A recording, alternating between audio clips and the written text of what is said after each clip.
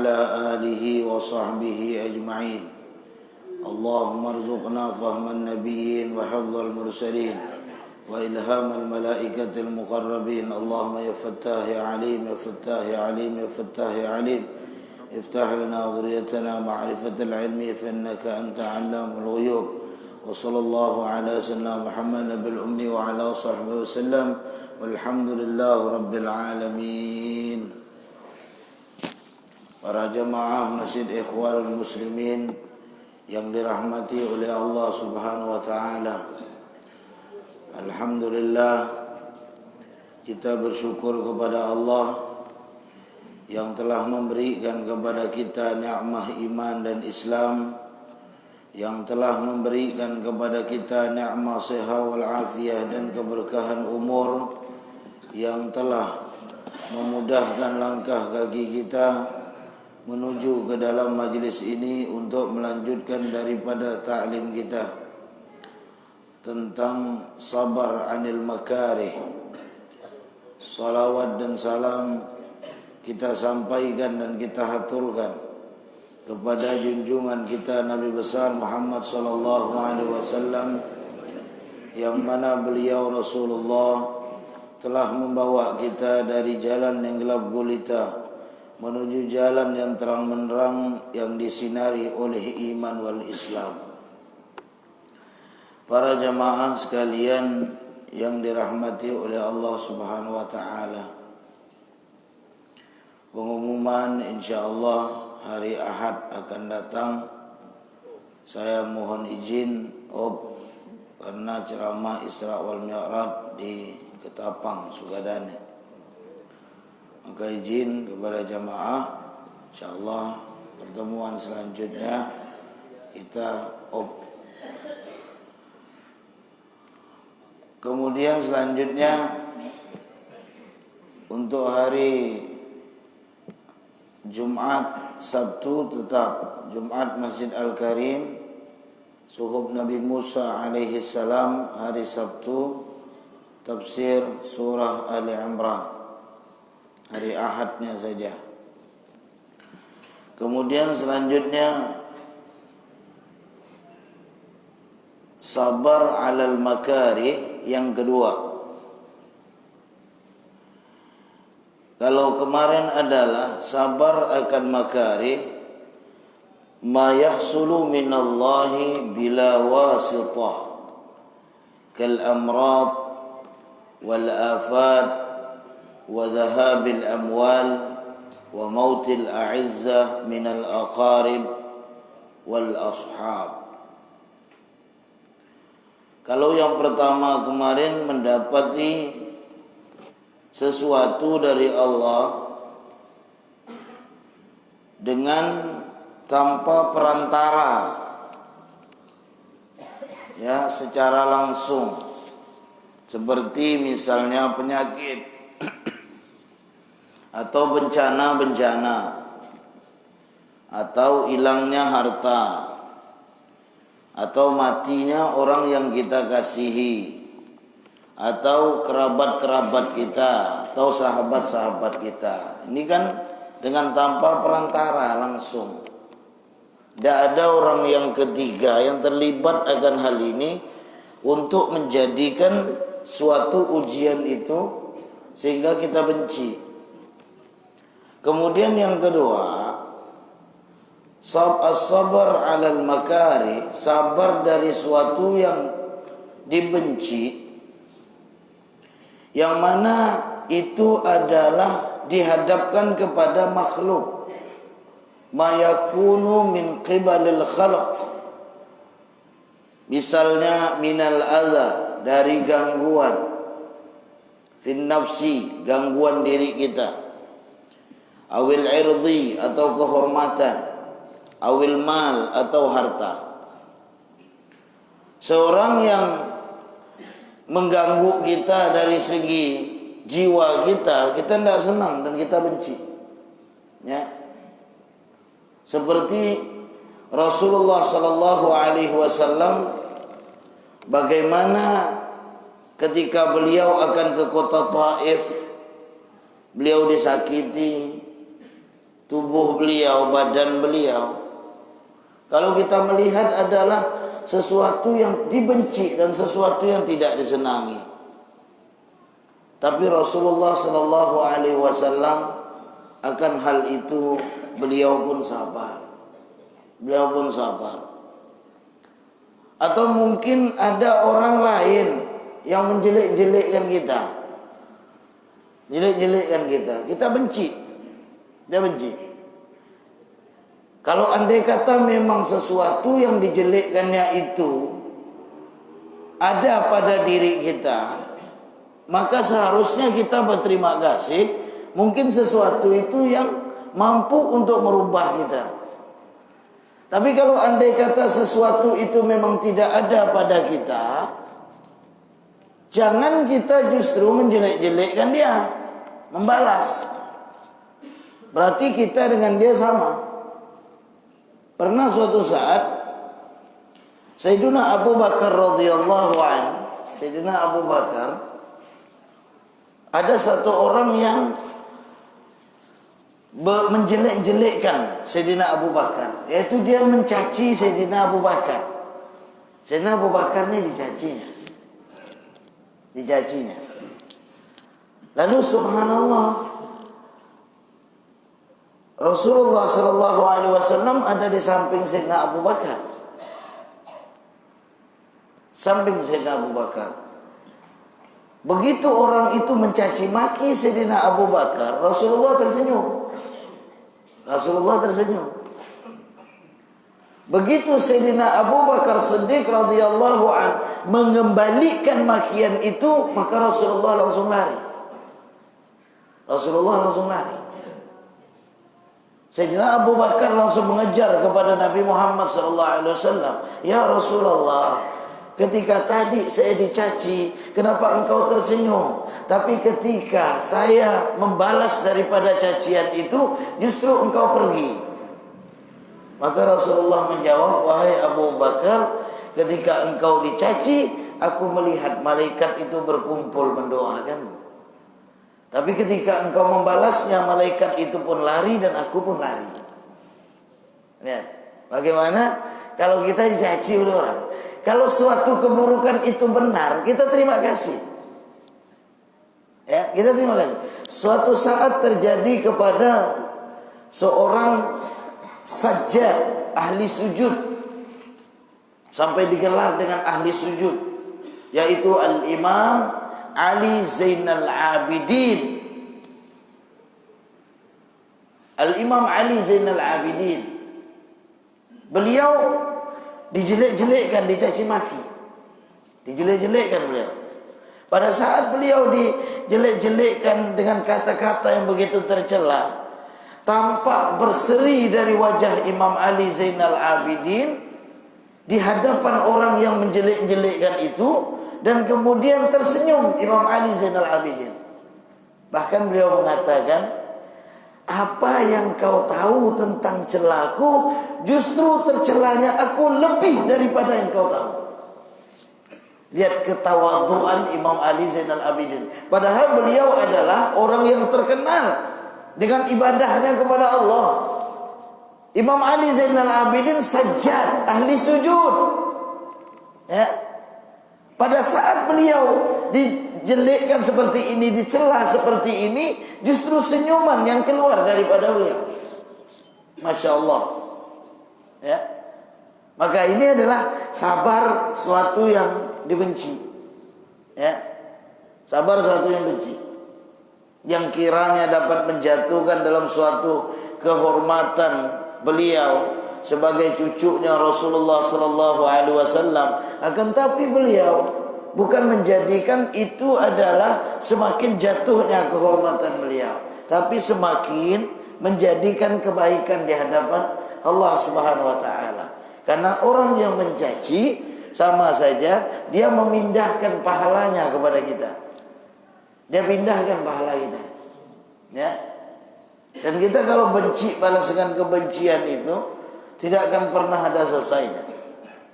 Subhanallah, ada kisah nyata di Yaman, namanya Al-Habib Musyayyikh bin Abdullah bin Ali bin Abi Bakar As-Sakran. Ya, Abi Bakar As-Sakran. Jadi Musyayikh Al-Habib Musyayikh bin Abdullah bin Ali bin Abi Bakar As-Sakran. Beliau ini Masya Allah seorang yang paling senang melakukan sesuatu yang bermanfaat bagi orang lain. Jadi beliau itu selalu membuatkan suatu tempat air yang bersih. Setiap hari beliau isi itu air, kemudian beliau letak di suatu tempat, yang mana tempat itu biasanya musafir itu jalan.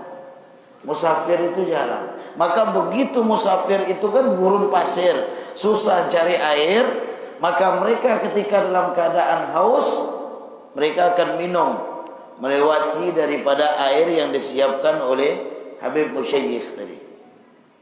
Ya. Maka subhanallah, dalam suatu waktu ya udah disiapkan beliau, dibersihkan beliau air yang putih. Lalu ketika jamaah akan minum, musafir itu akan minum, dilihat air itu kotor dan diisi dengan kotoran kambing. Dilihat beliau. Maka kemudian datang musafir itu, "Ya Habib, ya. Sesungguhnya air yang kau suguhkan itu kotor. Bagaimana kami mau minum? Dan bahkan ada kotoran kambing." "Hah? Tadi saya nyiapkan bersih, kenapa kotor?" Maka kemudian dilihat oleh beliau, betul. Dibersihkan oleh beliau, dibersihkan. Maka kemudian subhanallah, ya, setelah itu diisi air lagi. Tidak lama lagi seperti itu lagi. Air yang kau isi itu kotor dan ada kotoran kambing. Maka beliau perintahkan muridnya, "Tolong kau cek. Mungkin ada orang yang khianat kali. Karena ada kalanya manusia ini, kita melakukan kebaikan, dia dengki. Bayangkan kebaikannya itu dengki. Apalagi kejahatan. Ya, antum pergi ke majelis, lihat antum rajin dalam majelis taklim tuh, dia dengki. Dia dengki. Jawa paling riya yang menunjukkan orang katanya. Ya, padahal kebaikan tuh. Maka subhanallah, setelah muridnya cek dan kata Habib Musyayikh, "Apa yang kau tahu dari orang itu jangan kau buka, satu orang pun yang tahu." Ya, jangan ada satu orang pun yang tahu. Subhanallah, sang murid pun ngintailah kalau bahasa kita itu.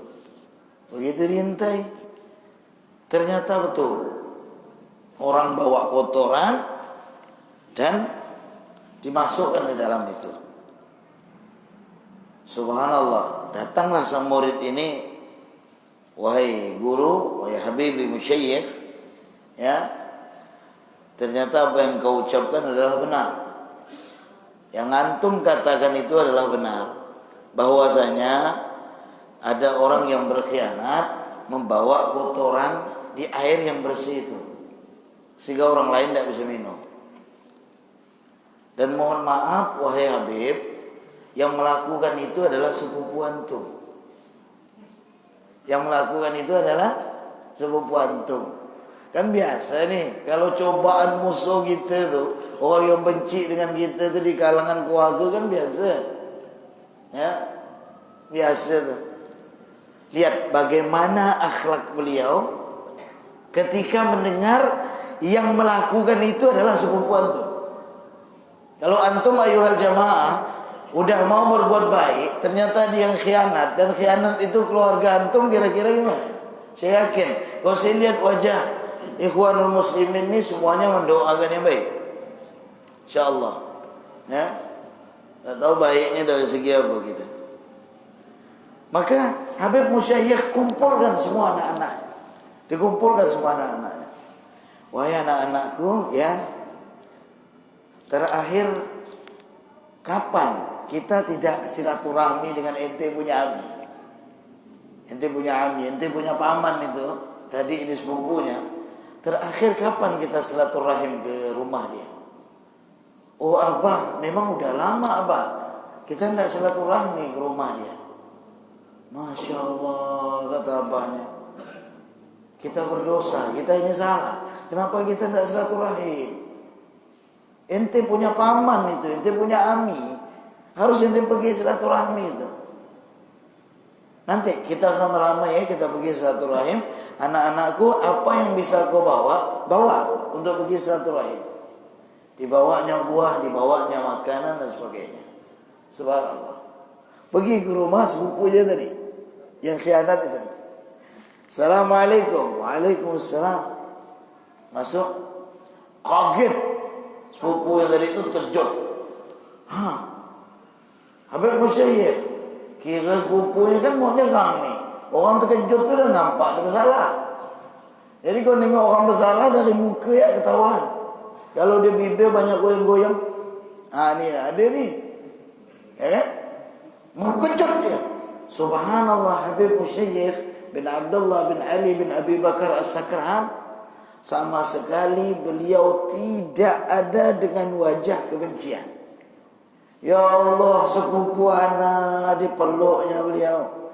Dipeluknya, ana mohon maaf, udah lama ana tidak ke tempat ente.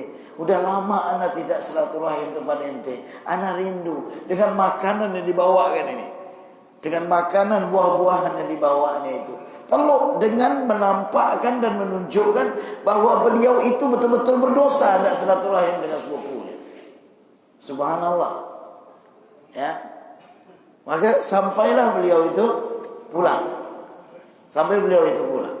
Lalu beliau memanggil muridnya. Muridnya kan tidak tahu nih apa yang dilakukan guru ini. Yang tadi yang ngecek, yang ngintai itu dipanggilnya lagi. Tolong ente cek malam hari ini ada nak orang yang berbuat jahat dengan air itu. Subhanallah. Maka diintainya. Begitu diintainya, selesai dia ngadu. Orang yang berbuat jahat yang kemarin itu ada, wahai Habib. Ada, wahai Habib. Akan tetapi saya lihat dia membersihkan tempat air itu, dan bahkan di sekitarnya itu dibersihkan dengan garu supaya dia tidak bau. Kemudian diisinya dengan air yang bersih dan lebih bersih yang biasa kita isi. Subhanallah. Ini lihat, sabar dengan suatu yang dibenci atau dengan seseorang yang kita benci karena sudah berkhianat dengan kita, tapi ternyata mengalah itu membawa dalam suatu manfaat bagi diri kita. Jadi ada orang yang benci, orang yang jahat, berbuat baik kita dengan orang yang jahat itu baru luar biasa. Kalau buat baik dengan orang baik itu biasa. Melakukan lebih baik dengan orang baik itu biasa. Tapi berbuat baik dengan orang yang udah jahat dengan kita itu baru luar biasa. Itu baru luar biasa. Maka di sini seorang yang mengganggu kita di dalam jiwa kita, di dalam diri kita, itu sabar akan sesuatu yang kita benci. Maka itu adalah suatu yang diajarkan oleh para ulama kita, para salafus salih dan Rasulullah sallallahu alaihi wasallam, ya. Kita itu tidak bisa lepas dari orang yang benci, itu tidak bisa lepas. Itu sudah pasti udah. Ya. Kalau antum mau mencari orang yang tidak benci, tinggal di hutan ya, sama hewan. Sama ya. Udah. Kalau tidak bisa kita. Ya, pasti dalam kehidupan itu. Gimana enggak? Allah ya dibenci. Apa kata Yahudi? Yadullah maghlula. Itu tangannya Allah itu terbelenggu. Orang Yahudi kan? Ya. Mereka hina Nabi Muhammad sallallahu alaihi wasallam, ya. Penuh tantangan dengan orang yang benci. Jadi kalau kita mau jauh dari suatu seseorang yang benci itu sulit. Subhanallah. Oleh sebab itu, ketika ada sesuatu antum dicela oleh orang lain, jangan antum berusaha untuk mengungkit-ungkitnya. Jangan dicari lagi. Justru yang berujung itu makin sakit hati. Kalau ada orang yang cerita misalnya, si fulan itu bilang antum begini. Udah, jangan diselesaikan. Bahkan kalau andai kata orang itu bawa berita, kalau perlu kita tanya dulu. Ana ada cerita nih. Kalau berita itu baik bagi ana, silakan ente ceritakan. Kalau kita kira cerita itu buat ana sakit hati, udahlah, bagus ente jangan cerita ya. Makasih, assalamualaikum. Dah. Kalau kita ngecek, makin sakit hati kita. Ya kan? Yang asalnya satu cerita, ujung-ujungnya sampai 10 cerita. Tapi kalau kita diam, habis satu itu saja. Ya. Satu itu saja. Maka di sini bagaimana kita tidak bisa untuk menghindari dari orang-orang yang benci, tidak bisa. Ya. Maka salah satunya adalah berbuat baik dengan orang yang dibenci, maka mungkin itu akan menjadi sebab di dalam hidayah bagi dirinya, menjadi sebab kasih sayang kepadanya. Karena orang yang benci, ketika mulai dia suka, itu kasih sayangnya melebihi dari orang yang sudah sayang. Ya, itu kan benci gitu. Ya, kemudian apalagi kehormatan atau harta. Ya, harta kita hilang, diambil oleh orang lain, kita benci. Kita benci. Akan tetapi kita sadar bahwasanya kebencian itu akan membawa dalam sesuatu kenikmatan. Bawa dalam satu kenikmatan. Nah, suatu saat subhanallah, ya, ketika kita berbicara daripada kehormatan, ya, seorang yang mulai mencela dalam kehormatan kita, ya, kita ingat, atau seorang yang diuji oleh Allah dengan suatu yang paling dia benci, yang dia sayang kemudian diambil oleh Allah. Ya. Orang yang sabar seperti ini bukan pada zaman dahulu saja, saat ini pun masih ada orang yang sabar ini. Ya. Ada seorang kiai, anaknya tabrakan meninggal, tiga anaknya meninggal. Tiga anaknya meninggal. Bayangkan, depan matanya. Dan subhanallah, beliau tetap sabar. Ya. Yang menyakiti dirinya, suatu yang dia benci, tetap sabar. Suatu lagi, Allah yarham, di Solo, ya, keturunan pengarang Maulid Al-Habasyi, Habib Anis Al-Habsyi, ya. Beliau wafat waktu itu malam Selasa. Saya pas waktu itu sedang ceramah di Masjid Al-Munawwar di Jakarta, daerah Pancoran, sama Habib Munzir Al-Musawa waktu itu. Di malam Selasa waktu itu. Habib Munzir langsung bilang Habib Anis Solo wafat waktu itu. Maka kemudian beliau ini seorang yang diuji oleh Allah, istrinya 9 tahun sakit. 9 tahun itu bolak-balik rumah sakit terus. 9 tahun. Diuji dengan berat ujian. Setiap hari dia harus ke rumah sakit, dia harus, ya, masang alat dan sebagainya dalam tubuhnya. Subhanallah. Begitu wafat, ini istri ini wafat, ya, Masya Allah. Begitu ini wafat ini, sampai diuji nih, ujian. Sesaat wafat beliau biasa ngajar majelis raha, ya. Majelis raha itu siang. Senin, Selasa, Rabu, Kamis, Sabtu, majelis raha. Itu masjid santai, Pak.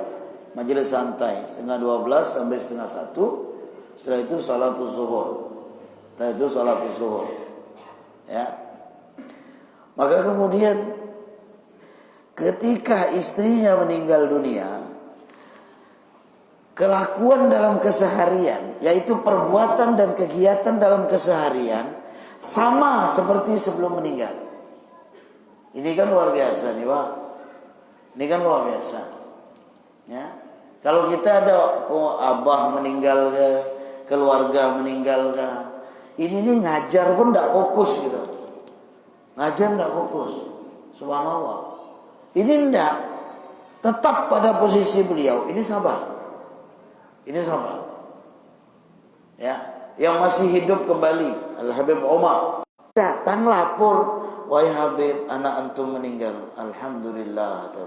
Seharusnya kan ketika kita mendapatkan suatu berita, Allahu ajrak, kita jawabkan al-baga lillah. Allah membesarkan, mengagungkan pahala bagimu. Ya, seharusnya balas al-baga lillah. Beliau membalas alhamdulillah.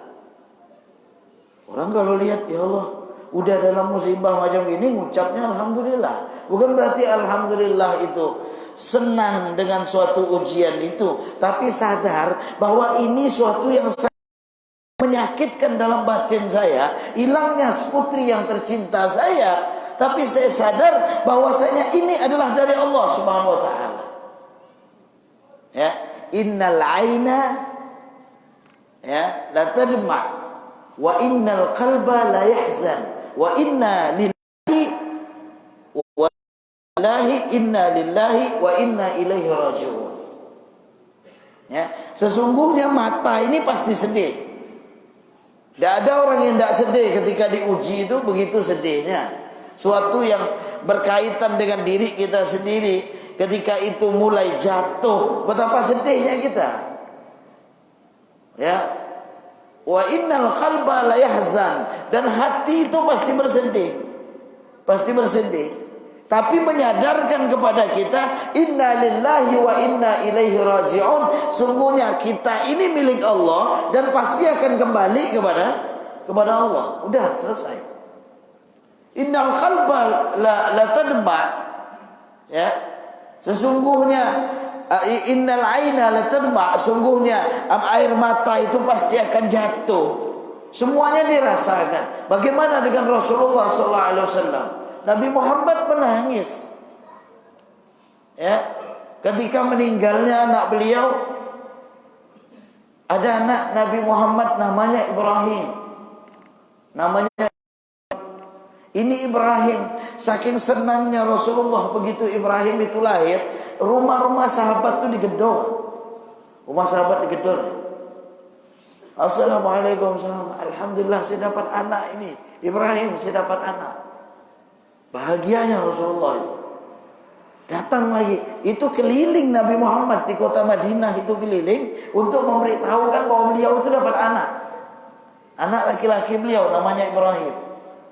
Dan ternyata di waktu kecil dipanggil oleh Allah Subhanahu wa taala. Ya Allah, sakitnya. Waktu kecil dipanggil oleh Allah.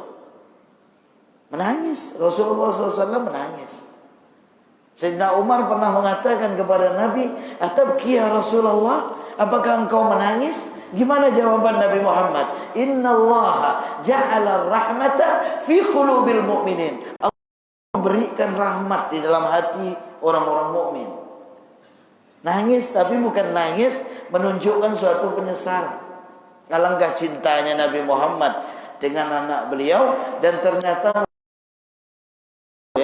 Allah Subhanahu wa taala. Ini kita lihat bagaimana hebatnya, ya, orang-orang terdahulu, dan masih kita dapati di zaman sekarang orang-orang yang bisa bersabar macam itu. Orang-orang bisa sabar, ya, subhanallah. Kemudian wal mal, atau yang diambil itu harta kita. Benci ya kalau harta kita diambil oleh orang, ya. Antum punya apa, dibalik dari harta antum diambil oleh orang. Wallah, dia punya ketidaksenangan luar biasa.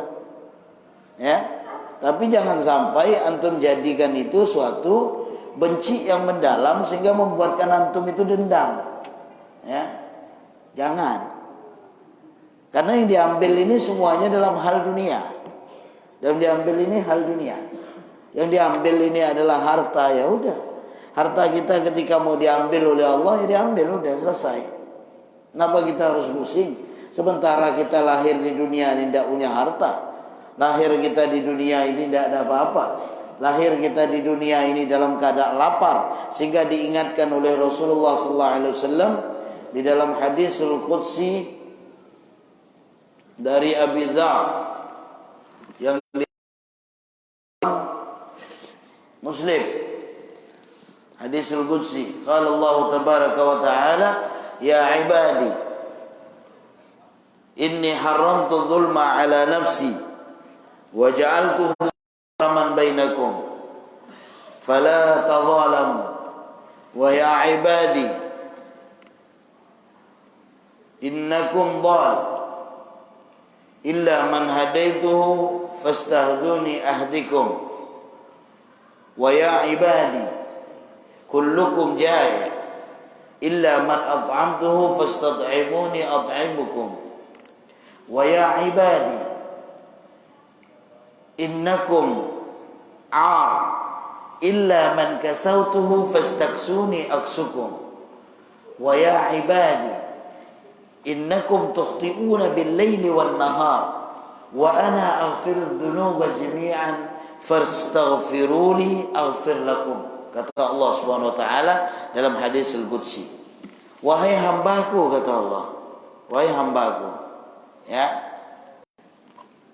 sesungguhnya aku haramkan bagi diriku untuk berbuat zalim, dan aku jadikan itu bagi kalian haram, maka janganlah berbuat zalim. Jangan buat zalim, apalagi ini bulan Rajab ini. Coba buka dalam Quran surah ke-9 ayat 36 ya. Jangan berbuat zalim. Ya. Di bulan Rajab ini dosa antum berbuat zalim jadi dua.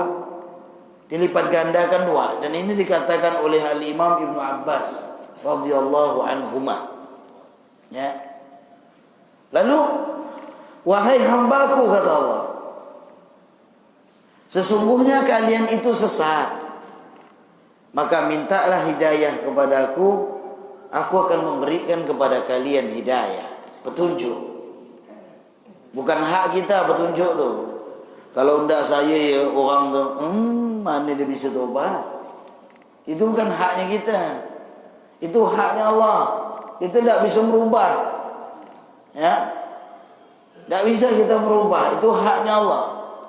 Ketika Rasulullah SAW berdoa untuk memasukkan Islam kepada dua orang yang kuat, yaitu Abu Jahal dan Sayyidina Umar bin Khattab radhiyallahu an, ternyata yang diterima oleh Allah Subhanahu wa taala doanya Nabi adalah Sayyidina Umar bin Khattab radhiyallahu an.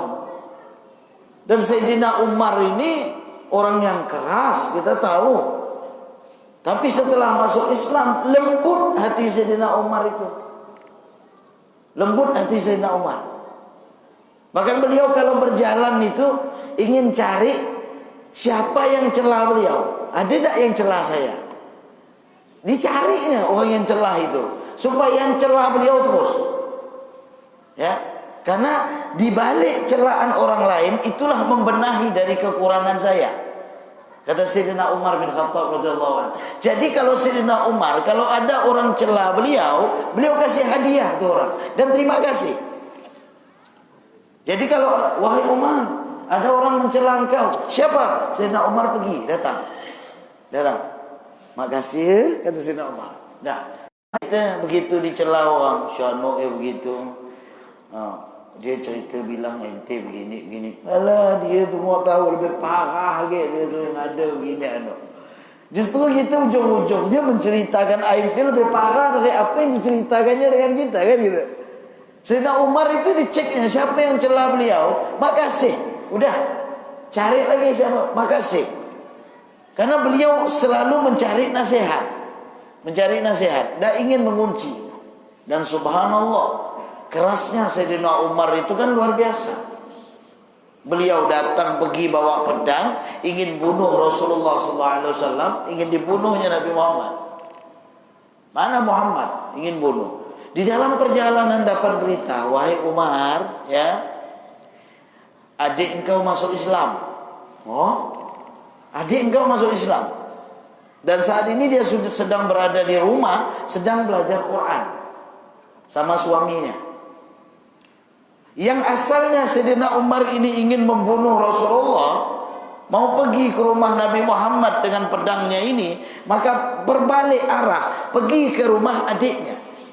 Begitu pergi ke rumah adiknya, ini sang suami dipukulnya. Suami ipar-ipar dari Sayyidina Umar, dipukulnya. Ya, namanya seorang adik dan suaminya dipukul. Ya, seorang istri dan suaminya dipukul, dia berusaha untuk menahan. Sampai pada saat itu dibacakanlah Al-Quran kepada Sayyidina Umar, yaitu surah Taha. Taha ma anzalna 'alaikal Qur'ana litashqa. Begitu dibacakan surah Taha ini, lembut hati Sayyidina Umar, jatuhlah pedang dari tangannya Sayyidina Umar. Jatuh. Pada saat itu yang asalnya pergi ke rumah Nabi Muhammad ini ingin membunuh Rasulullah, beliau langsung datang setelah itu ke rumah Nabi Muhammad, tapi mengucapkan asyhadu an la ilaha illallah wa asyhadu anna Muhammadar Rasulullah. Masuk Islam Sayyidina Umar. Masuk Islam. Ya. Maknanya apa? Beliau mengambil pelajaran, dan beliau adalah salah satu orang yang didapati doa dari Nabi Muhammad. Ya, 2 orang.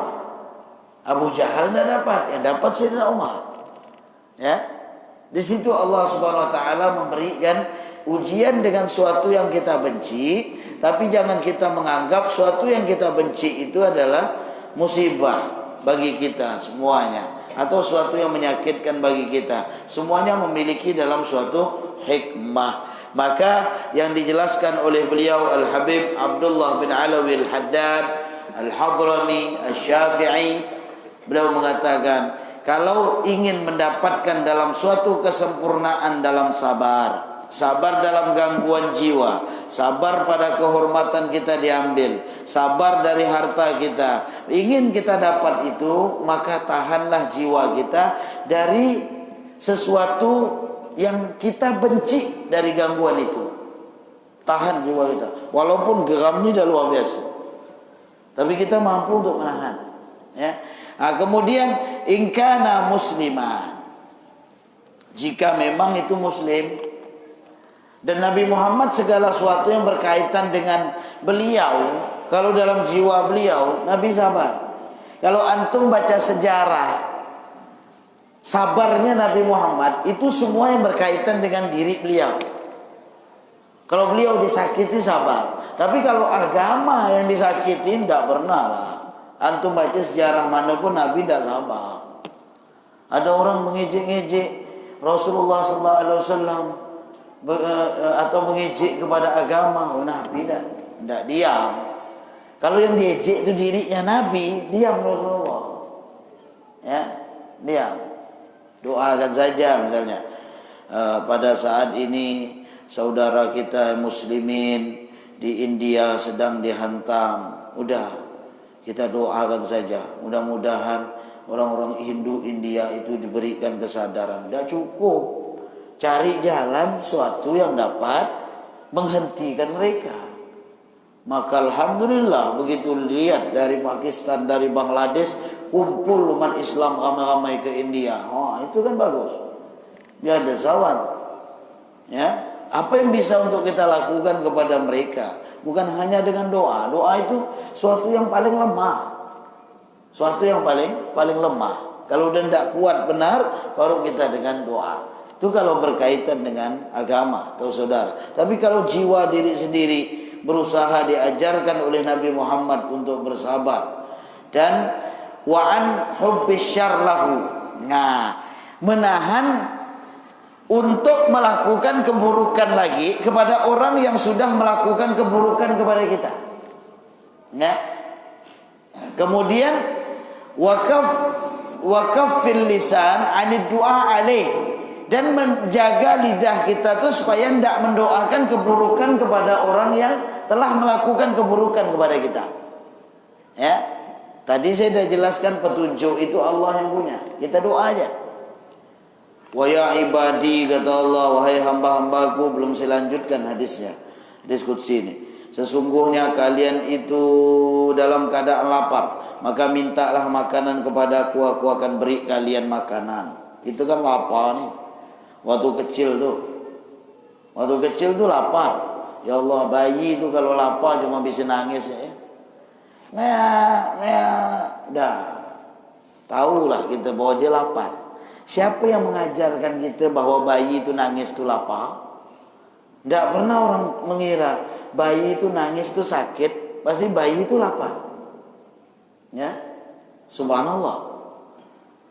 Siapa yang memberi? Allah. Dalam perut kita tidak pernah menjaganya, tidak melihatnya. Siapa yang beri makan? Allah. Ketika Allah ingatkan kembali dalam hadis qudsi, wahai hamba-hambaku, lahir engkau tanpa selai pakaian, maka mintalah pakaian kepadaku. Allah ingatkan yang terakhir, wahai hamba-hambaku, sesungguhnya kalian itu bersalah, maka minta ampunlah kepadaku, aku akan mengampunkan dosa-dosa kalian. Maknanya adalah kita ini adalah makhluk yang penuh dengan kekurangan. Kita penuh dengan kekurangan. Tidak ada di antara kita yang penuh dengan kelebihan. Ya, kalau andai kata ada orang mengatakan, alhamdulillah, saya adalah manusia yang tidak diberikan kekurangan. Nabi kah? Tidak ada manusia yang tidak punya kekurangan. Jadi kalau memandang kekurangan orang lain, jangan jadi satu pelajaran bagi antum, ya, suatu yang tercela. Tapi saling mengingatkan. Saling mengingatkan siapa saja. Bukan berarti seorang ulama misalnya tidak ada kekurangan, ada kekurangan. Ketika tampak dalam suatu kekurangan, bagaimana kita harus saling menasihati. Begitu. Jangan begitu lihat ada ulama kekurangan langsung, oh syanu tuh saya salah itu apa habis. Semua ceritakan ada. Ya. Padahal dengan tanpa dia sadar ini.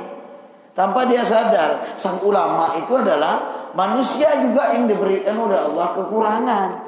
Kan gitu. Maka kita benahilah, kita saling menasehati supaya kekurangan itu bisa terisi dengan suatu yang lebih baik.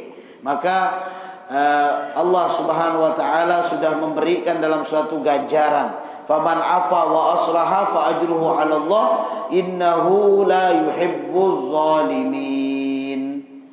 Jadi orang yang sabar itu nanti akan diberikan, ya, orang kebaikan kita ini akan dapat gaji, ya, dapat gaji nanti di akhirat.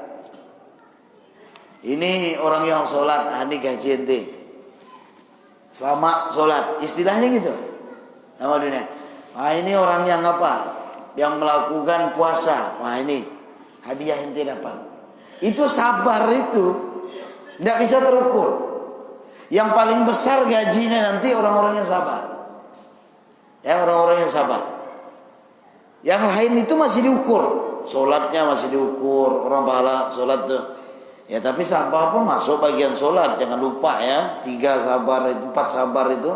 As-sabru ala ta'ah, as-sabru ala maharim, as-sabru ala makari, ya. Yang terakhir as-sabru ala maksiyah. Sabar dari syahwat, dari maksiat. InsyaAllah nanti akan kita jelaskan pada pertemuan selanjutnya. Jadi pahala sabar itu tidak ada sesuatu yang bisa untuk diberikan kecuali lebih. Karena Allah telah berjanji dalam Quran, innama yuwaffas sabirun ajruhum bighairi hisab. Orang-orang yang sabar itu dijanjikan pahalanya itu dengan tanpa hisab. Diberikan oleh Allah Subhanahu wa taala. Maka as-sabru 'alal makarih, alhamdulillah ini sudah selesai kita jelaskan. Insyaallah selanjutnya kita lanjutkan as-sabru 'anis syahawat atau as-sabru 'anil ma'asi. Bagaimana tentang hal ini? Insyaallah akan kita lanjutkan pada pertemuan selanjutnya, ya. Kemudian ada pertanyaan. Apakah seorang muslim meninggal kena virus corona itu meninggal dalam keadaan syahid? Sesuatu yang nyata yang kita berusaha bertahan akan hal itu, maka kita syahid akhirat. Ternyata ibu-ibu yang sakit melahirkan. Itu nyata.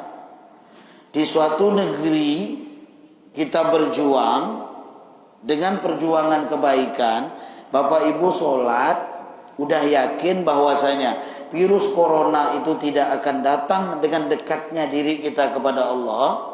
Lalu ternyata datang kepada kita, ya, datang kepada kita. Berarti Bapak Ibu sekalian tergolong dari syahid. Karena sudah berjuang dalam pendekatan diri kepada Allah dan yakin hal ini adalah sesuatu yang dapat menghapuskan dari segala dosa kita. Ya, syahid akhirat.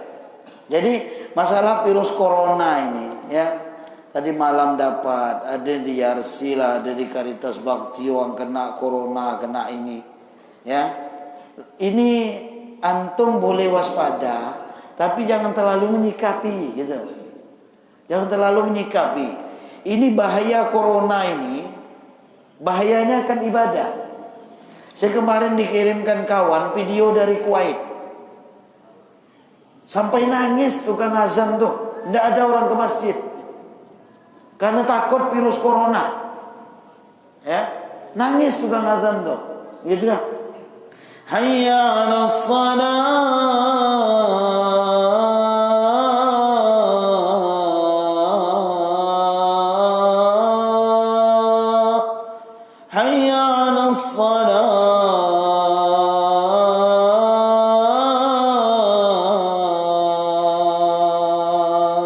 Nangis dia. Sampai dia nutup Allahu Akbar, Allahu Akbar. Tidak ada orang ke masjid. Karena kenapa? Takut tersebar virus corona. Ini kan bahaya nih. Nanti ada anjuran bapak-bapak, ibu-ibu bawa sejadah masing-masing. Karena takut ketika sujud pernapasannya terkena kepada kita. Nanti akan tersebar. Ini bahaya apa enggak Bapak Ibu? Bahaya. Ujung-ujung orang enggak mau ke masjid lagi. Salam-salaman. Ini cepat ini tersebar virusnya. Lalu nanti kita enggak mau salam sama muslim lagi. Ada salam pakai kaki ini. Ada kan? Ya. Ada salam nih, salam pakai angin ya sekarang. Salam pakai angin. Jadi begitu temu. Itu ya. Sentuh bener ini. Ini ya. Macam main gendang. Ya, ujung-ujungnya begitu. Maka ujung-ujungnya kita sudah keluar daripada sunnah Nabi Muhammad sallallahu alaihi wasallam. Idzal taqal musliman, apabila dua muslim itu bertemu, fayatasafahani, maka mereka berjabatan tangan, mereka bersalam-salaman, ya, illa ghafarallahu dzunubah, kecuali Allah mengampunkan dosanya qabla ayyatafarraqa, sebelum mereka berpisah. Sebelum mereka berpisah Allah ampunkan dosanya. Ini kan bahaya nih. Ya. Jadi jangan terlalu antum sikapi. Insyaallah pemerintah kita udah menyikapi akan hal itu. Ya, apalagi statement di dalam dalam Facebook, dalam Instagramnya Pak Gubernur kan udah. Gimana untuk mengatasi dari hal ini? Kita sibuk kan dalam ibadah saja. Kita sibukkan dalam kebaikan saja. Kalau memang toh kita memang harus kena, kan udah dijelaskan kemarin tentang fadilah seorang yang dalam keadaan sakit. Allah ingin ampunkan dosa kita.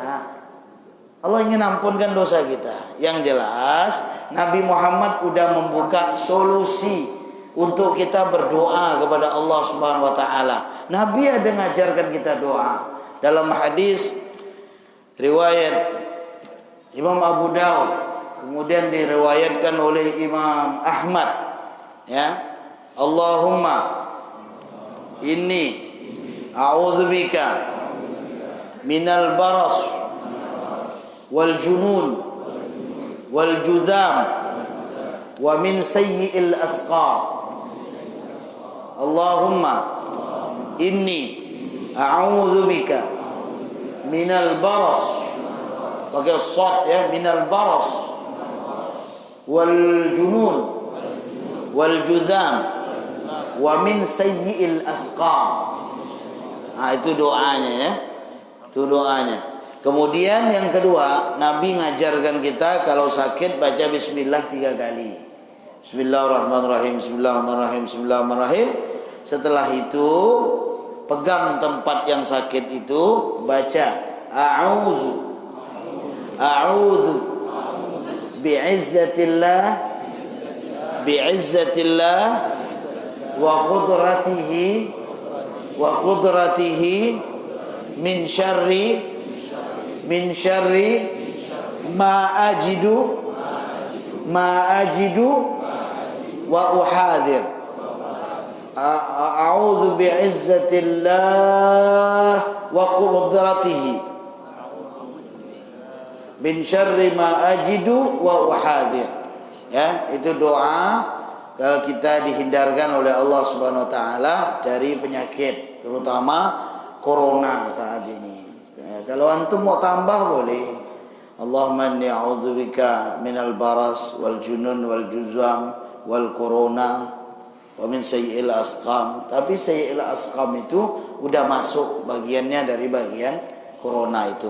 Intinya saat ini banyak bertasbih. Ya. Subhanallah wa bihamdih, subhanallahil azim. Subhanallah bihamdih, subhanallahil azim. Antum kalau diam-diam sendiri tasbih aja. Subhanallah bihamdih, subhanallahil azim. Ya. Atau antum sholawat atau istighfar, ya. Insyaallah dijauhkan dari hal itu, ya. Biasanya atau ngomong sambil zikir. Ngomong tuh sambil zikir. Ya latihlah. Biasakan diri kita tuh supaya hati kita tuh berbicara pun zikir. Ya, apa kata seorang ulama tasawuf, siapa namanya? Syekh Kazim Kabbani kan nama beliau. Beliau mengatakan seorang yang zuhud bukannya ia menjauhkan dirinya daripada dunia atau dia menyendiri untuk berzikir kepada Allah. Tapi seorang yang zuhud ketika lidahnya berkata-kata tapi hatinya tetap mengingat Allah Subhanahu wa taala. Itu orang yang zuhud. Sayyidina Abu Bakar, ayuhal jamaah. Ini sebenarnya jid kita dulu itu dan contoh kan udah. Cuma udah mulai hilang. Itu Sayyidina Abu Bakar itu kalau ngomong itu selalu zikir. Gini contohnya. Ana ya waktu subhanallah. Itu tuh bahwa waktu astagfirullah. Betul lah. Zaman dulu tuh gitu tuh. Jid kita dulu tuh kalau ngomong tuh pasti gitu. Ya, orang tua kita dulu, ana diingat sesuatu tuh, waktu ana pergi ke sana tuh, Allahu Akbar, betul-betul, dia punya pemandangan tuh, subhanallah, betul lah, ya kan, dulu kan gitu, sekarang ini udah mulai hilang ya kan, selalu dia sambil ngomong. Sayyidina Abu Bakar tuh kalau ngomong gini. Lidah beliau tuh suka terkejut dengan zikir. Kaget dengan zikir. Sehingga begitu mau masuk WC, itu batu tuh ditahannya di giginya. Batu tuh ditahan. Tiap masuk WC itu ditahan. Takut zikir apa? Takut gitu masuk zikir. Allah, la ilaha illallah. Takut gitu. Ditahan dia. Sehingga hati yang bergerak. Ya. Maka kita bisa mulai dari sekarang, tiap ngomong itu mulai dengan zikir. Ini sambil ngomong tuh lah, ya, sambil ngomong tuh lah. Jadi begitu. Kita ini bagaimana para jamaah, masya Allah, supaya kita ini bisa, misalnya apa tuh, Allahu Akbar, gitu. Jadi yang terucap dari lidah kita itu zikir. Begitu terkejut. Ada orang sibuk, saya mau buktikan sir dulu. Bahwa sir saya berzikir. Mau buktikan sir itu berzikir enggak? Tengok ya waktu dia terkejut. Karena kenapa? Zikir sir itu dia tidak ada terjadwal, enggak ada waktu, enggak ada ancangan. Nanti kalau saya terkejut saya nyebut ini loh, tidak ada. Begitu terkejut itulah keluar kebiasaan dia. Ya. Begitu terkejut, ada orang terkejut, astagfirullah, berarti dia sering istighfar. Ada orang terkejut, Allahu Akbar. Ada orang terkejut, Allahumma shalli ala sayyidina Muhammad, berarti dia sering selawat. Ada orang terkejut. Allah cok mak apa sebut. Ya. Maki dia ketika terkejut. Berarti itu macam itulah dia punya lidah. Ayo jamaah. Tapi kalau antum biasakan zikir, nanti coba tes kalau pas terkejut tuh. Ya, itu sebenarnya bagian daripada sir itu. Dia tidak ada yang catat, tidak ada antum catat nanti saya akan nyebut gini, tidak ada. Keluar tuh, alami itu yang keluar tuh. Ya, itu alami yang keluar. Maka di sini ayuhal jamaah mengajarkan kepada kita banyak-banyaklah semuanya bertasbih kepada Allah. Ya. Virus ini insyaallah bertasbih juga kepada Allah, ya. Kalau andai kata virus ini berupa hewan kan bertasbih kepada Allah. Tidak ada di muka bumi ini yang tidak bertasbih kepada Allah, maka lawanlah dengan tasbih. Kalaupun memang terjadi kepada kita tidak merasakan sedih. Toh tidak kena corona pun kita pasti mati, kawan. Ya. Ini yang kita sibukkan dengan virus corona, ujung-ujung mengurangi ibadah kita kepada Allah. Untuk apa? Ujung-ujung persaudaraan kita muslim sama muslim semakin takut. Untuk apa? Ujung-ujung salam-salaman tidak ada dan sebagainya. Untuk apa? Maka kita yakin yang tempat ada corona saja, muslimnya di Wuhan, di Uyghur, mereka sana tidak terlalu bimbang, karena mereka yakin muslimnya tidak ada yang kena. Kenapa kita yang jauh ini terlalu bimbang? InsyaAllah, ya. Jadi kalau ayuhal jamaah dijaga baik-baik dengan hubungan kita dengan Allah, Allah akan jaga hubungan kita dengan makhluk. Ya. Terakhir ada suatu kisah ini. Ada suatu kisah dengan ini nih. Dia punya kambing. Yang terakhir ini, ya. Dia punya kambing. Dia punya kambing yang jaga serigala. Jadi tiap dia mau pergi sholat, serigala itu jaga kambingnya. Orang berteriak, kapan jadinya serigala mau jaga kambing? Selama ini serigala makan kambing. Ini orang soleh ini. Tiap dia pengembala kambing, setiap dia mau sholat itu kambing ditinggalnya di situ. Yang jaga kambing itu serigala. Maka setelah dia keluar ditanya oleh orang, bagaimana mungkin antum ini punya kambing dijaga serigala? Ya, saya bilang. Dia jawab, bagaimana? Bagaimana mungkin serigala tidak jaga kambing saya? Sementara saya menjaga orang yang menciptakan serigala ini. Maksudnya saya menjaga suatu aturan Allah Subhanahu wa taala, maka Allah jaga saya.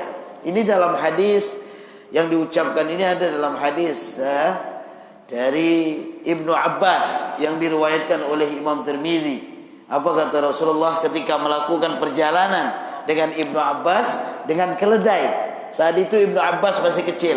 Maka Rasulullah menasihati beliau. Apa nasihat beliau? Ihfazillah yahfadka. Ihfazillah tajidhu amamak. Atau tajidhu tujahak. Ya. Jagalah Allah, Allah akan jagamu. Jagalah Allah, Allah akan ada di hadapanmu. Wa iza sa'alta fas'alillah. Wa iza sta'anta fasta'in billah. Ini 4 yang dinasihati Rasulullah dengan Ibnu Abbas radhiyallahu anhuma. Ada lagi yang mau nanya? Fadhal.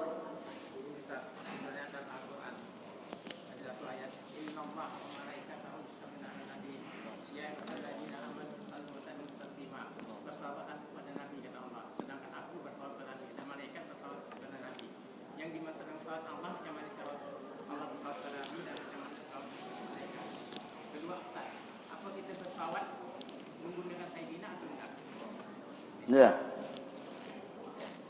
107 ya, panjang nih ya. Ana singkat aja lah. Innallaha wa malaikatahu yusalluna 'alan nabi ya ayyuhalladzina amanu sallu 'alaihi wa sallimu taslima. Yang pertama, Allah tidak pernah memanggil nama Nabi Muhammad secara langsung. Tidak pernah dalam Quran 30 juz. Kalau Allah menyebut nama Nabi Muhammad, Allah akan sebutkan nubuahnya, kenabian atau kerasulannya. Itu subhanallah, salli ala sayyidina Muhammad. Ya, tidak pernah. Allah nyebut Yahya, ya Yahya khudhil kitaba biquwah. Nabi Musa, Disebut. Ibrahim, ya naru kuni barda wa salaman ala Ibrahim. Langsung Allah sebut nama Ibrahim. Tapi Nabi Muhammad tidak pernah. Ini kemuliaan Rasulullah SAW. Dan bukan Nabi yang minta dimuliakan, tapi memang haknya Nabi untuk dimuliakan. Kalau Allah saja tidak pernah manggil Nabi Muhammad dengan nama, kenapa kita memanggil Nabi Muhammad dengan nama? Kita hormatilah. Buka yuk surah An-Nur ayat 63. Surah 24 ya. Surah 24 ayat 63. Ya Pak. Jangan manggil nama Nabi sebagaimana panggilan yang lain. Coba Bapak cek. Dibuktikan. Yuk ya baca kuat-kuat ya. Janganlah kamu jadikan panggilan Rasul Muhammad di antara kamu seperti panggilan sebagian kamu kepada sebagian yang lain. Sungguh Allah mengetahui orang-orang yang keluar secara sembunyi-sembunyi di antara kamu dengan berlindung kepada kawannya. Maka hendaklah orang-orang yang menyalahi perintah Rasulnya takut akan mendapat udah buka atau ditimpa azab yang pedih. Ada? Ya, coba baca ke sana. Suara besar-besar. Besar-besar. Ayat 63. Dibaca biasa nak dengar. Jangan jadikan la taj'alu du'a ar-rasul ka du'a ba'dikum ba'dha. Jangan jadikan panggilan nama Rasul sebagaimana manggil lain. Besar-besar suara. Janganlah kamu jadikan panggilan Rasul di antara kamu seperti panggilan sebahagian kamu pada sebahagian yang lain. Sesungguhnya Allah telah mengetahui orang-orang yang berangsur-angsur pergi di antara kamu dengan berlindung kepada kawannya. Maka hendaklah orang-orang yang menyalahi perintah Rasul takut akan ditimpa cobaan atau ditimpa azab yang pedih. Ya kan? Maka adablah panggil Allahumma salli ala Sayyidina Muhammad, Allahumma salli ala Habibina Muhammad, Allahumma salli ala Nabiyyina Muhammad. Mau dilengkapkan boleh. Allahumma salli ala Sayyidina wa Maulana wa Habibina wa Syafi'ina wa Qurrati A'yunina Muhammad. Boleh. Ini penghormatan kepada Rasulullah. Karena itu adalah perintah Allah Subhanahu wa taala. Bayangkan, ngambil gelarnya Nabi aja enggak boleh. Ya kan? Nabi itu punya anak namanya Qasim, sehingga gelar Rasulullah itu Abul Qasim. Kalau bapak-bapak ada anak Qasim, jangan pinta dipanggil Abul Qasim, karena Rasulullah benci akan hal itu. Itu gelar pada Nabi saja. Ya Abul Qasim, ya Abul Qasim, atau dinamakan Abul Qasim. Itu gelar yang diberikan kunyah, yang diberikan taksis kepada Nabi Muhammad sallallahu alaihi wasallam. Kan pernah ada suatu kejadian, seorang berteriak, "Ya Abul Qasim," noleh Nabi. Ternyata dia bilang, "Ya Rasulullah, saya bukan manggil engkau, manggil si anu tu." Apa kata Nabi? "Ente mengambil kunyah kan?" Diambil dengan kunyah saya. Kunyahnya Rasulullah itu adalah Abul Qasim, gelarnya Nabi Muhammad sallallahu alaihi wasallam. Yang kedua, innallaha wa malaikatahu yusalluna 'alan nabi. Ketika Allah perintahkan solat, Allah tidak pernah kita dengar dalil Allah tu solat. Perintah haji tidak pernah kita dengar Allah tu haji. Tapi ketika Allah perintahkan kita solawat, apakah Allah bersolawat? Ya, Allah bersolawat. Naam. Ya, insyaallah. Kemudian timbul pertanyaan, kaifa salatullah wa kaifa salatul malaikah wa kaifa salatul mu'minin. Bagaimana selawatnya Allah, bagaimana selawatnya malaikat, dan bagaimana selawatnya orang-orang mukmin. Ya. Maka di dalam kitab Allahumma salli ala sayyidina Muhammad, afdhalus salawat ala sayyidis sadat, yang dikarang oleh Syekh Yusuf bin Ismail An-Nabhani. Dalam kitab itu Sholawat 40 tuh, itu dikutip dari kitab itu. Sholawat 40 itu. Sholawat 40 itu yang membawanya di Kalimantan Barat itu ada namanya Syekh Ali Ketapang, Syekh Ali Al-Katafani. Syekh Ali Ketapang itu punya anak, Allah yarham, namanya Kiai Dusturi. Kiai Dusturi itu saya pernah ketemu. Bahkan mengajar waktu di pesantren Khulafaur Rasyidin sama beliau. Ya. Itu anaknya Syekh Ali Ketapang. Kalau antum cek ijazah maupun ijazah itu dari siapa bawa selawat 40 di sini, Ustaz Abdurrahman Faloga sama Kiai Haji Muhammad Yunus Mohan, ya, selawat 40 tuh. Ya. Allahumma salli wa sallim ala sayyidina Muhammadin. Ini yang belah Ustaz Yunus. Kalau yang belah orang Arab main bujur, Allahumma salli ala Muhammad wa ala Muhammad. Sama intinya selawat 40 tu. 40 itu dari kitab itu, Afdhalus Salawat ala Sayyidis Sadat. Itu sumbernya satu, sama dari Syekh Ali Ketapang. Kalau Kalimantan Barat ini, ya, satu sumber itu. Menerima dari Ustaz Abdul Ghani Mahmud, penulis ini, penulis jadwal solat itu. Beliau yang membawa. Kemudian diambillah dua orang ini, Kiai Haji Muhammad Yunus Mohan sama Syekh Abdurrahman Faloga. Baru dibawa. Itu sumbernya pasti lari kepada Syekh Ali Ketapang. Ya, di situ dibawa.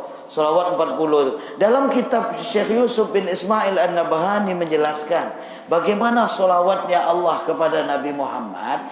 Salawatnya adalah diturunkan rahmat kepada Nabi Muhammad. Diturunkan rahmat. Jadi bukan berupa ucapan, tapi rahmat yang turun. Sehingga posisinya Nabi Muhammad itu adalah rahmat. Wa ma arsalnaka illa rahmatan lil alamin. Kalau andai kata ada orang mengatakan Nabi Muhammad itu belum ada jaminan surga, ini sebenarnya bertolak belakang. Karena hadis yang diambil itu adalah hadis dari Abu Hurairah dan hadis dari Jabir bin Abdullah, la yadkhula ahadam minkum al-jannah. Qalu wala anta ya Rasulullah? Qal wala ana illa yataghammadi Allah bi rahmatihi wa fadlihi. Kalau dalam hadis Jabir, illa bi rahmati min Allah, kalian tidak akan masuk surga, kata Nabi. Sahabat nanya, walaupun engkau, walaupun saya, kecuali rahmat Allah diberikan kepada saya. Ini lalu jadi dalil bahwa Nabi belum ada jaminan surga. Kan tidak nyambung ini. Karena posisi Nabi itu pasti dapat rahmat dengan solawat itu. Ya, nah nanti saya jelaskan yang ketiganya. Ini sebenarnya panjang, sedikit saja. Kemudian yang kedua, malaikat, bukan satu malaikat, semua malaikat bersolawat kepada Nabi Muhammad. Sehingga tidak wa malakahu, tidak menggunakan mufrad, tapi menggunakan jamak. Wa malaikatahu, dan malaikat-malaikatnya, ya, bersolawat ke Nabi Muhammad. Dan waw di sini adalah wawul ataf. Maknanya bukan terhenti kepada waktu. Begitu Allah dan malaikat Allah bersolawat, malaikat bersolawat. Ini tidak terhenti waktu ini. Tidak terhenti waktu. Jangan antum pikir hari ini Allah selawat, besok malaikat. Lalu Allah bilang malaikat besok giliran ente ya. Tak ada posisi ini. Posisi ini istimrar, terus menerus bersolawat.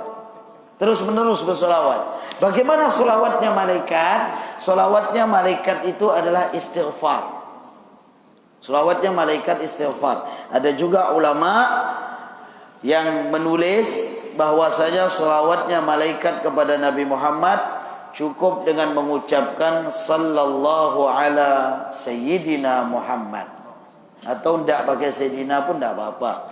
Sallallahu ala Muhammad. Silakan. Itu untuk penghormatan saja. Sallallahu ala sayyidina Muhammad. Ada juga ulama yang mengatakan bahwasanya solawatnya Allah dengan malaikat itu adalah sallallahu ala Muhammad atau sallallahu ala sayyidina Muhammad. Tapi Al-Imam Ar-Razi beliau mengatakan bahwasanya solawatnya malaikat itu adalah istighfar. Sehingga dosa Rasulullah maksum. Beliau maksum, diampunkan oleh Allah yang telah lalu maupun yang akan datang. Dibersihkan, diampunkan oleh Allah, ya. Istighfar. Lalu orang-orang yang beriman kepada Allah Subhanahu wa taala, kita diajarkanlah dengan solawat. Solawat yang paling afdal itu solawat Ibrahimiyah. Tasyahud akhir tuh. Allahumma salli ala sayyidina Muhammad wa ala sayyidina Muhammad.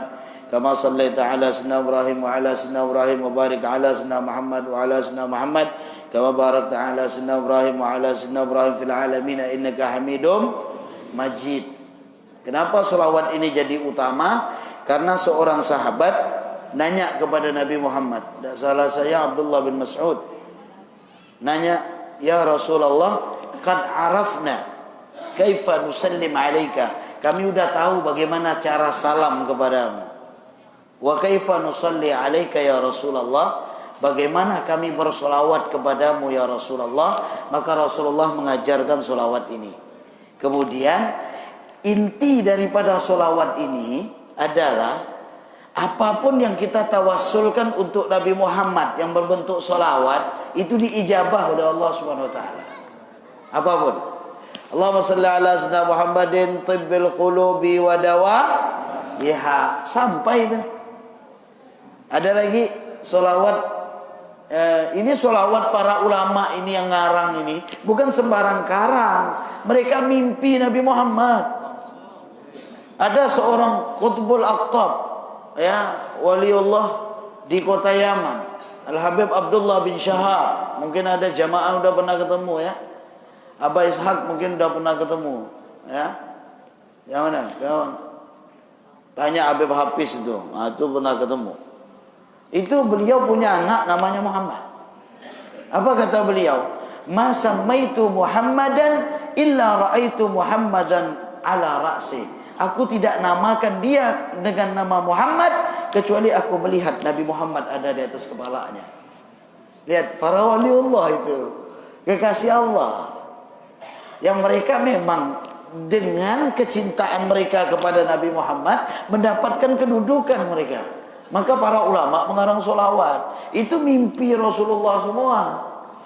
Solawat nariyah sallallahu alaihi Muhammadin kama salatan kamilatan wa sallim salaman taman ala sayyidina Muhammad alladhi tanhallu bil uqad wa tanfariju bil qurab wa tuqda bil hawaib wa tunalu bil raghaib wa husnul khawatim wa sallallahu alaihi karim wa ala sahbihi wa sallim. Ya. Apalagi banyak solawat itu. Saya dapat ijazah solawat dari Habib Segaf Baharun. Salawat sahibil busyra, salawat al-busyra. Allahumma salli ala sayyidina Muhammadin sahibil busyra, salatan tubashshiruna biha wa ahlana auladana wa jami' masyayikhina wa muallimina wa talabatana wa talibatina min yaumina hadza ila yaumil akhirah. Baca satu hari 41 kali. Siapa yang punya masalah, yang punya susah, insyaallah Allah akan mudahkan. Saya ijazahkan sebagaimana saya menerima dari guru saya Al-Habib Segaf bin Hasan bin Ahmad bin Husain Baharun.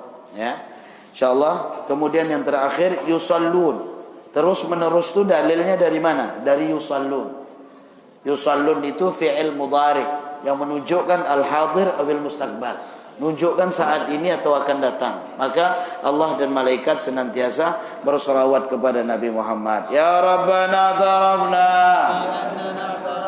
wa annana asrafna ala ladha ashrafna fatub alaina tauba واستر لنا العورات وآمن الروعات واغفر لوالدينا ربي ومولودينا والآل والإخوان وسائر الخلان وكل ذي محبة